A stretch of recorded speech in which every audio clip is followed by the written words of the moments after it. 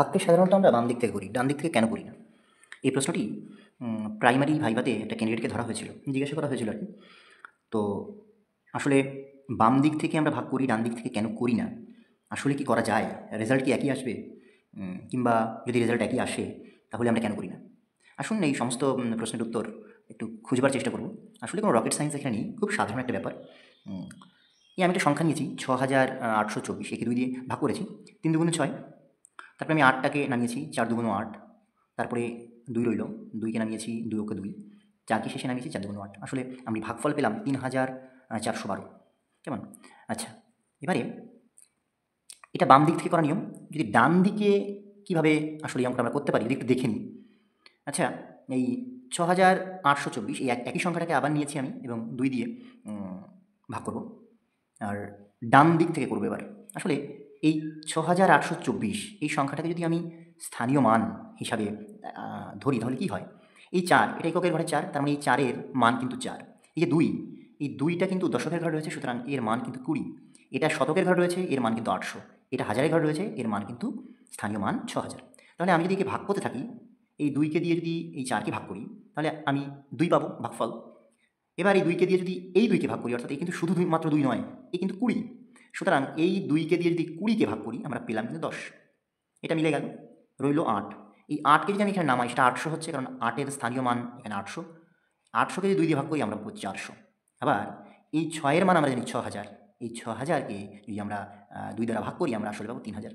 তাহলে ২, ১০, ৪০০, ৩,০০০ এই সংখ্যাগুলোকে যদি আমি যোগ করি আমি কিন্তু ৩,৪১২ই পাবো। এই যে পদ্ধতিটা এতক্ষণ করলাম, ডান দিক থেকে ভাগ করার পদ্ধতি, এটা একটু মানে খটকা লাগতে পারে যে আসলে এটা কেমন করে হলো? উত্তর তো মিলল ঠিকই, কিন্তু আসলে কীভাবে করা যায়? দেখুন আমরা প্রথম ক্ষেত্রে কী করলাম, এই যে প্রথমে আমরা এই যে অঙ্কটা করেছি, ভাগ অঙ্কটা করেছি, কেমন? এটা তো গতানুগতিক, এটা আপনারা সকলে জানেন এই ভাগ পদ্ধতিটা, ছোটোবেলা থেকে আমরা এইভাবেই অভ্যস্ত। এখানে আসলে আমরা কী করলাম? আপনি প্রথমে ভাগফলের দিকে চিন্তা করেন।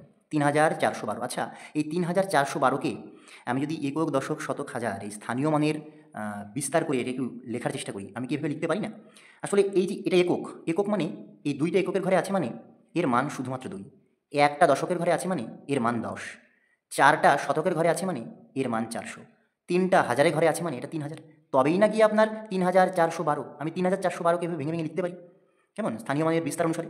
আচ্ছা, আপনি এবার এই সংখ্যাটার দিকে তাকান, যেটা ভাজ্য আছে আমাদের ৬,৮২৪। এই ৬,৮২৪কে কি আমি এভাবে ভাঙতে পারি? এককের ঘরে আছে ৪, দশকের ঘরে ২ আছে মানে ২০, শতকের ঘরে ৮ আছে মানে ৮০০, আর হাজারের ঘরে ৬ আছে মানে ৬,০০০। তবেই না এর যোগফলটা আমরা পেলাম ৬,৮২৪, কেমন? এইবার এই সংখ্যাটাকে আমরা কিন্তু আসলে ২ দিয়ে ভাগ করেছিলাম। আচ্ছা, ৬,০০০কে যদি আমি ২ দিয়ে ভাগ করি ৩,০০০ পাই, ৮০০কে ২ দিয়ে ভাগ করলে ৪০০ পাই, ২০কে ২ দিয়ে ভাগ করলে ১০ পাই, ৪কে 2 দিয়ে ভাগ করলে 2 পাই। তাহলে আমরা কিন্তু প্রথমেও এই দ্বিতীয় নিয়মের মতোই করলাম। ওটা বাম দিক থেকে করলাম, এটা ডান দিক থেকে করলাম। উভয় অঙ্কেই স্থানীয় মানের কোনো পরিবর্তন নেই, তাই ফলাফল এক। এবার লাখ টাকার প্রশ্ন হচ্ছে, ওই যে ইন্টারভিউরা যে প্রশ্নটা করেছিলেন যে আসলে যদি করা যায় তাহলে আমরা বাম দিক থেকে কেন করি? দেখুন, বাম দিক থেকে করি তার সবচেয়ে বড় কারণ হচ্ছে এই যে পদ্ধতিটা বীভৎস লেন্দি প্রসেস, কেমন? এখানে মানে অঙ্ক শেখাটা মানে যারা খুব বিগিনার্স তাদের জন্য খুব জটিল, বা আমরা যারা অঙ্ক জানি খুব বড় ভাগ করতে গেলে আমরা কিন্তু এই নিয়মে ভীষণ জটিলতায় পড়ব।